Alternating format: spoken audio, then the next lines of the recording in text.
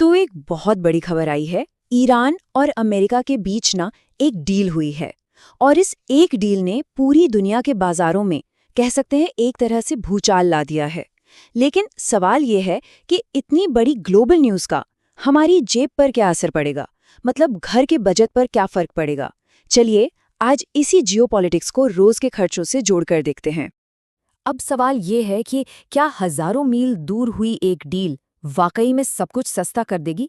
मतलब क्या वो उबला हुआ अंडा जो 20 रुपए तक पहुंच गया था वो सस्ता हो जाएगा, या गाड़ी का टैंक भरवाना सस्ता पड़ेगा? सुनने में थोड़ा अजीब लग सकता है ना, लेकिन इसका जवाब है हाँ, बिल्कुल ऐसा हो सकता है। आइए समझते हैं कि ये सब कैसे जुड़ा हुआ है। तो आज हम क्या क्या समझने वाले हैं। सबसे पहले तो देखेंगे कि ये ईरान अमेरिका की डील आखिर है क्या। फिर बात करेंगे कि ये हॉर्मुज़ स्ट्रेट इतना ज़रूरी क्यों है। इसके बाद देखेंगे कि इसका हमारी जेब पर सीधा असर कैसे पड़ेगा, क्या क्या सस्ता हो सकता है।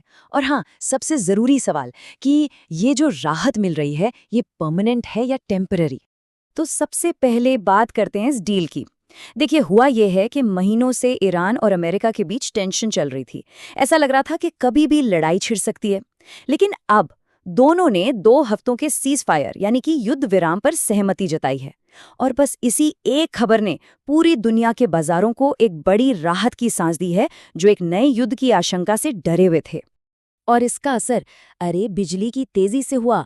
जैसे ही ये खबर आई, इंटरनेशनल मार्केट में क्रूड ऑयल यानी कच्चे तेल के दाम धड़ाम से 13 से 17% तक गिर गए।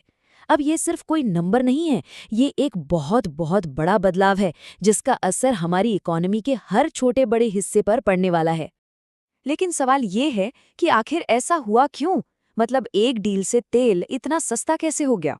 इसका जवाब छिपा है एक बहुत ही खास जगह में, हॉर्मुज़ स्ट्रेट।